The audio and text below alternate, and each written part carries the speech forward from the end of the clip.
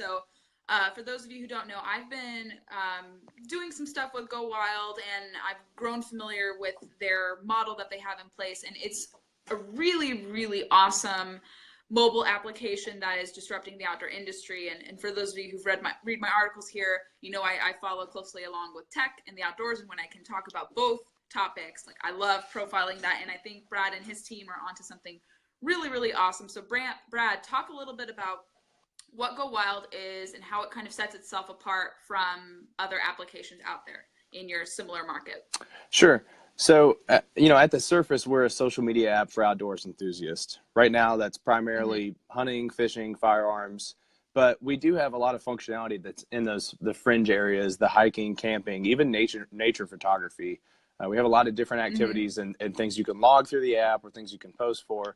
And, I like to, instead of saying, we're a Facebook for the outdoors, I like to flip it and say that we're really more like a Fitbit for the outdoors, and with a social media twist, because we have a scoring system that we've built that's really unique to us. That there's a proprietary scoring system that our team has built just for outdoors enthusiasts. We have recipes, we have long form content. I don't know of another.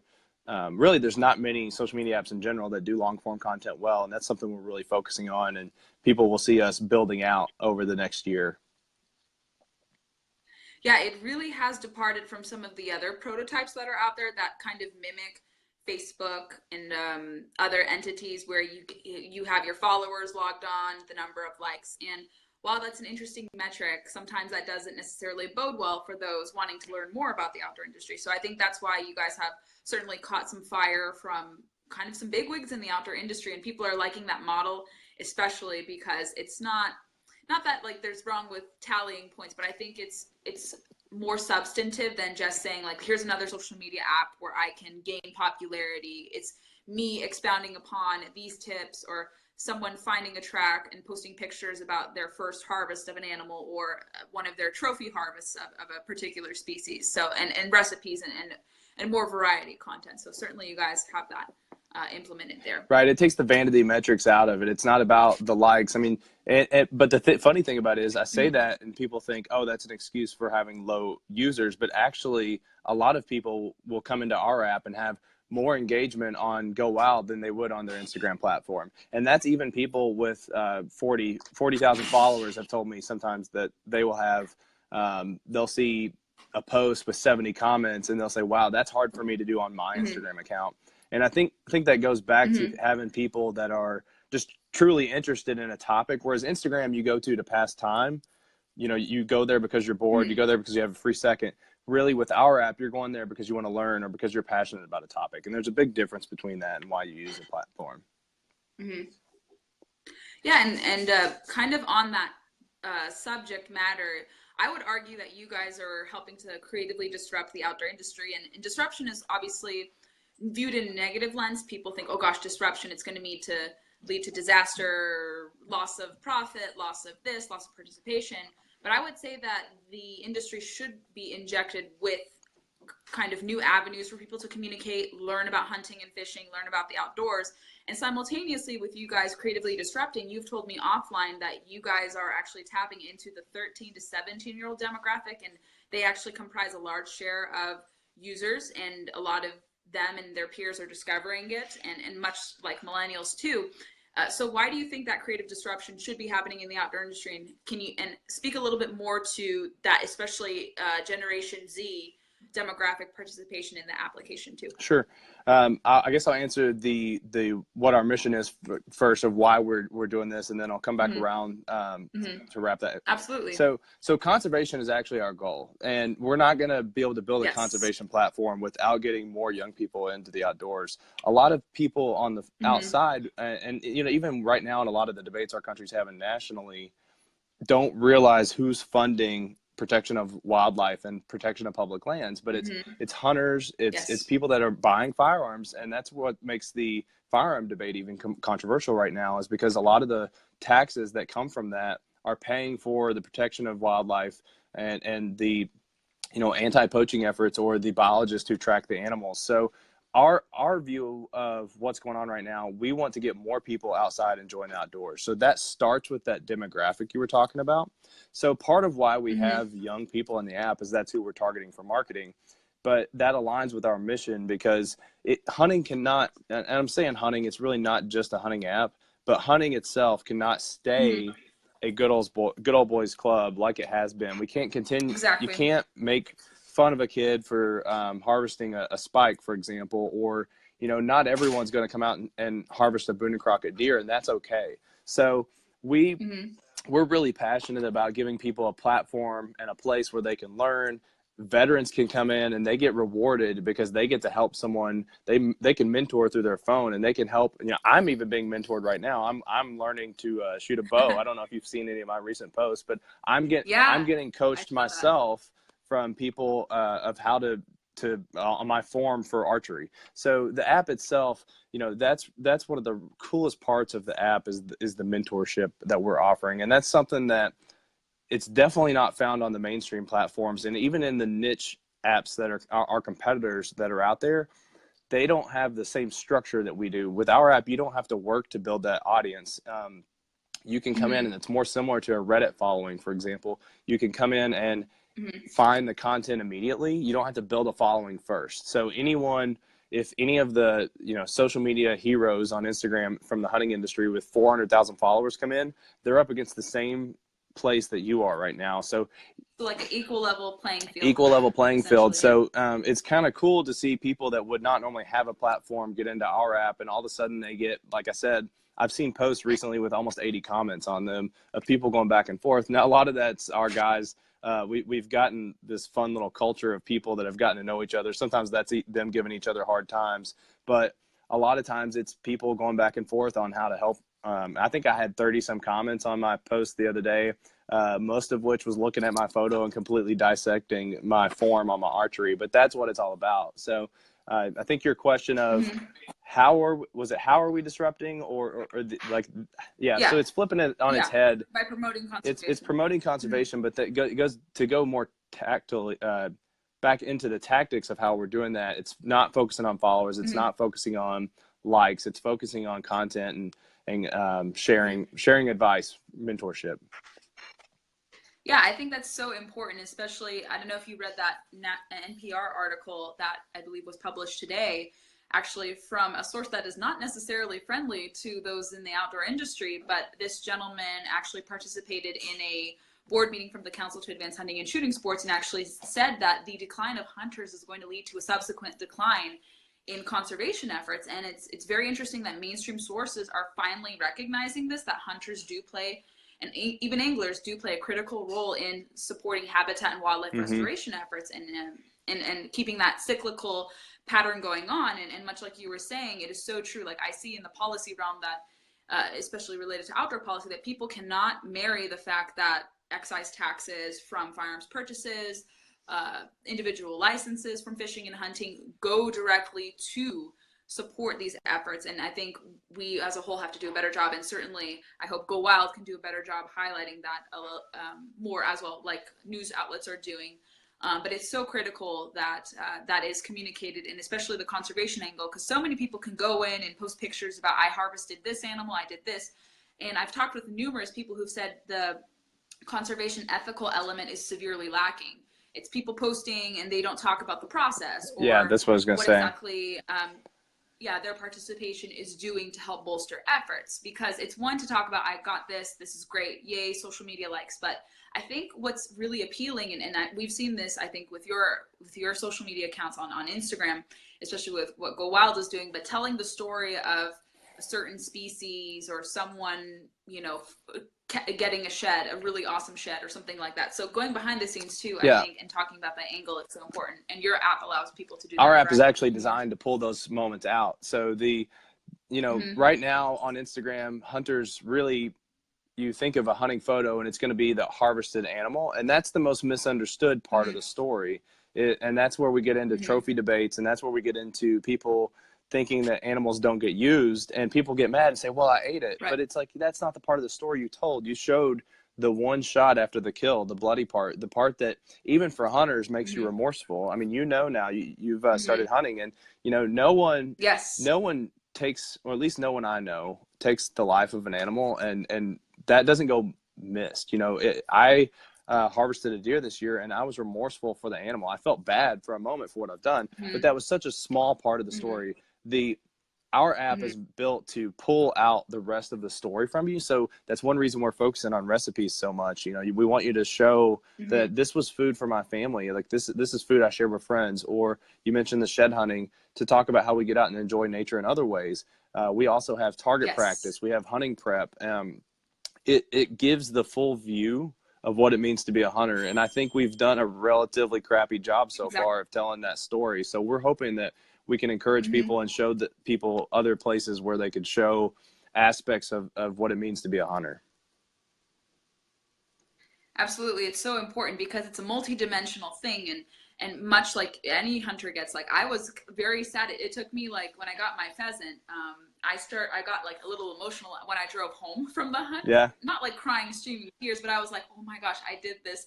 And this animal gave its life to provide for nourishment and all that. And it's not like you're heartless and you want to kill something. And I do this when I go fishing too. Like, when you catch something, obviously you take your lot, you don't over catch or get something undersized. But like, even when you get a fish, it's a similar experience too. Like, oh my goodness, like, I'm taking this animal and I'm going to hopefully use it for a better purpose for that. And it's so important. And that's what a lot of our mutual friends have talked about, talking about that full circle conservation angle, the preparation, the hunt, and then what happens post-hunting or post-fishing too. And that's so important. And I think you guys are doing an excellent job on that. And I hope other applications can kind of model that too. And we've talked a lot about this, and I've seen this on Instagram, especially kind of going into the third question I had for you is, will GoWild try to help fill a void, let's say, not with people abandoning Instagram, but we've seen Instagram flag pictures and videos of content you guys have posted, content that our friend Jeremiah Doty has posted,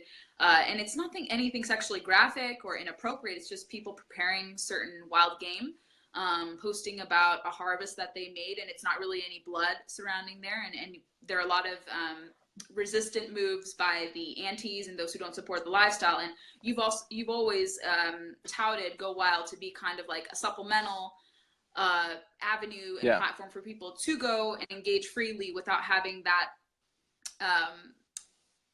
nervousness or anticipation you can get from using Instagram. And I don't like the term safe space because I think that coddles people, but I think it's a safe, comfortable environment where people can go without posting and fearing that they have retribution for posting about their application. So kind of talk about that, especially with social media not being super favorable, and how GoWild can help fill the void there. Sure. I think in today's world, hunting and fishing have rare encounters with reality. Most people have gotten so far removed from the meat that they eat, they forget it was actually a living thing at one point in time. So we've been so desensitized to the fact that a life is lost every time we eat something that we are shocked when we see someone else doing that for themselves.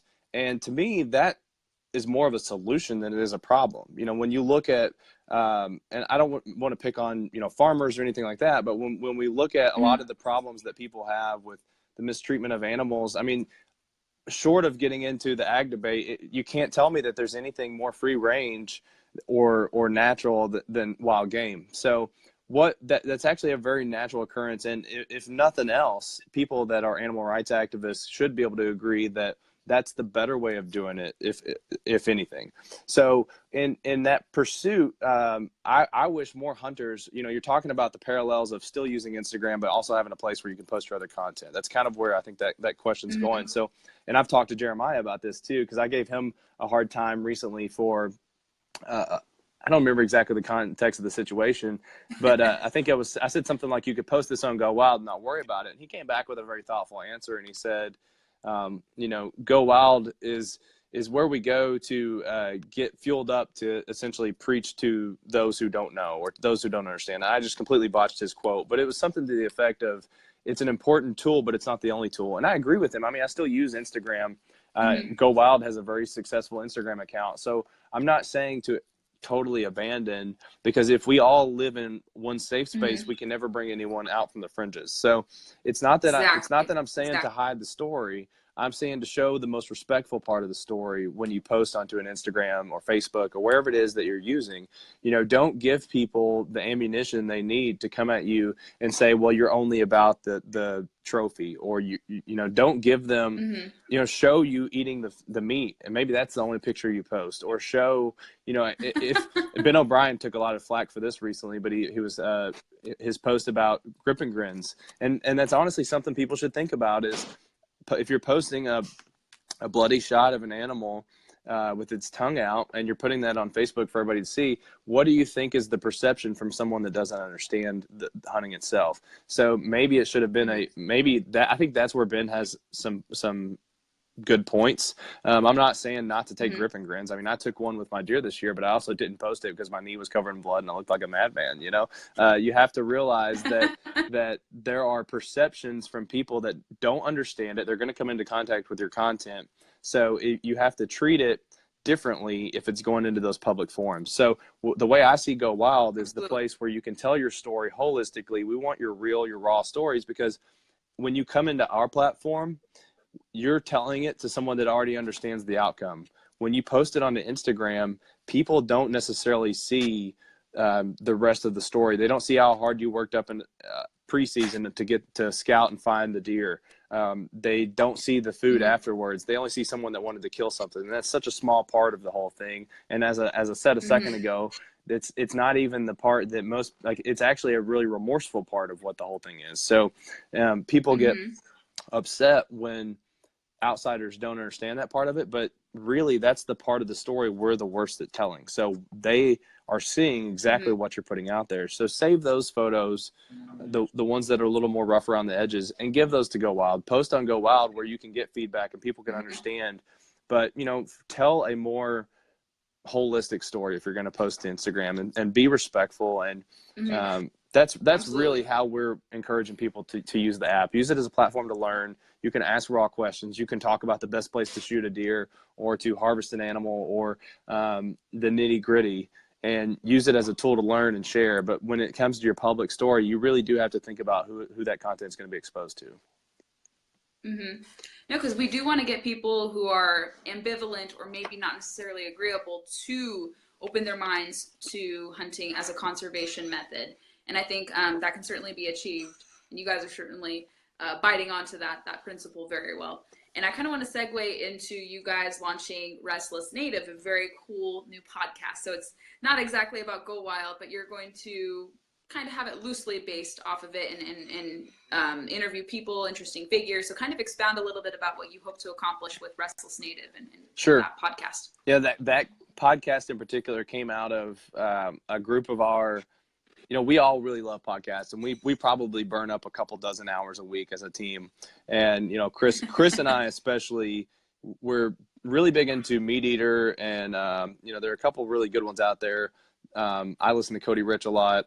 I really like, I love Cody Rich is great. Cody Rich is great. And at the end of the day, we knew we wanted to start a podcast, but I also knew that I could not compete with Steve Rinella, Cody Rich, Mark Kenyon on the level that they're doing. So we looked at what we're really good at and what the industry had to offer, and felt like we could tell a more produced story, a more produced narrative. So we're gonna set up a show that'll have a more thought out introduction that kind of helps tie together a thought instead of a raw interview. And again, that's not a knock on what those guys do, because I love those shows, and those shows are heavy in my rotation.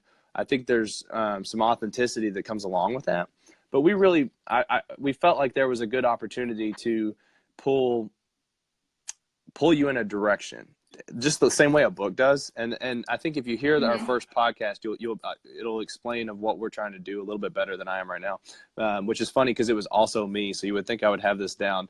But the podcast itself is really looking for stories of people in the pursuit of perfection. So that's going to be people that are ever restless. And I think I just saw Erin log in here a second ago. She's watching, and people like, hey Erin. Hi Erin.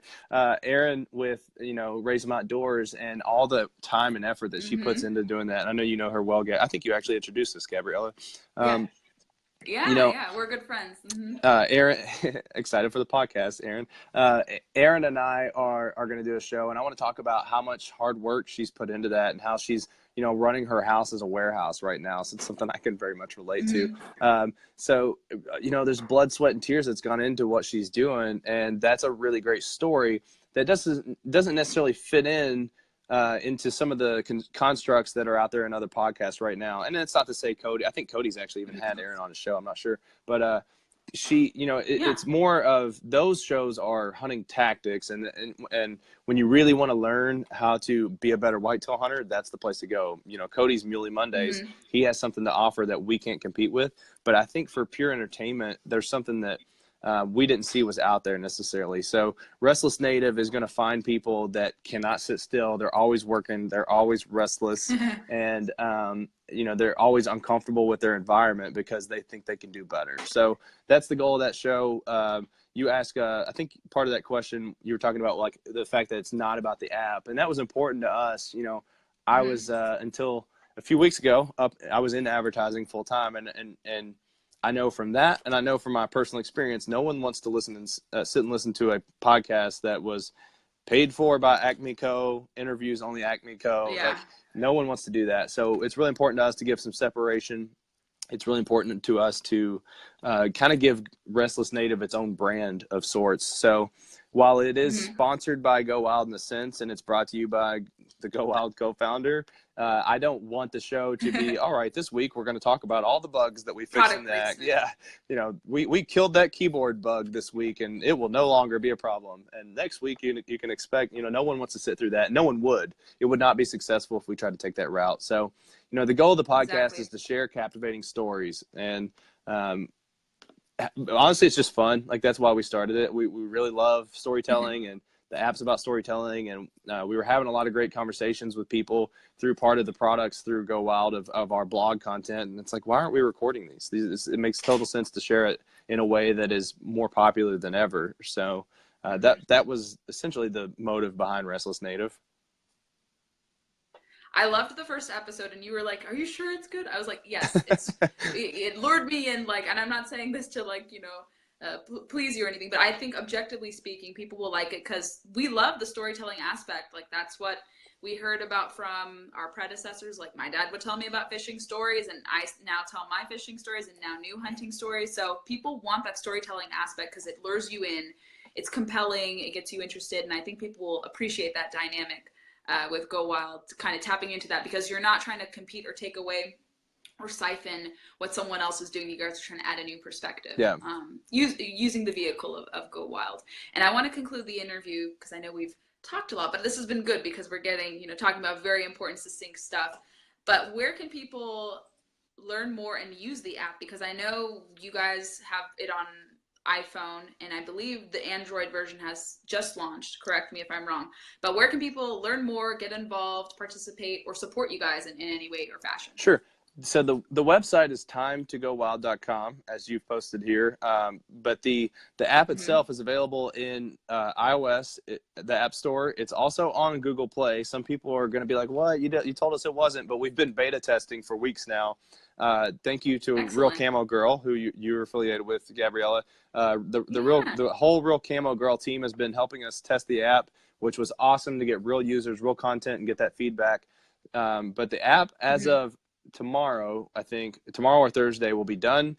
Done as in finally a version we're ready to publicly announce. So that'll roll out this week to our user base. So you can find right now, though, you can download it. You just might hit a couple bugs. There are a few lingering bugs that are there, but there'll be an update out soon. So find us in the App Store, find us in Google Play. If you're on other social media apps, which I'm sure you all are, you can find us at GoWild app. That's a great way to stay in touch. And our emails are really fun too. We try to keep those just the same approach to Restless Native, trying to keep other content in there. We link out to other sites. So those are a good way to just kind of see what's going on with the outdoors in general. So once people sign up for the app, they'll get the emails, and then you'll find our long form content. We always tease it out through there too.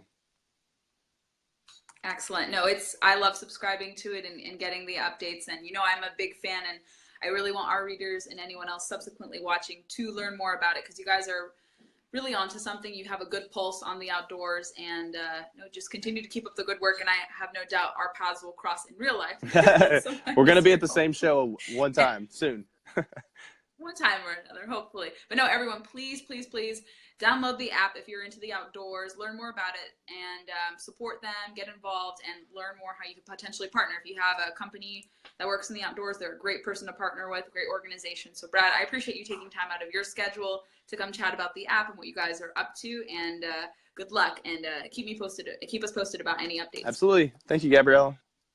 Thank you, guys. Thank you for all for watching. We'll have a link to this interview on the blog, and also I'll post on YouTube as well, and elsewhere on Instagram and Twitter.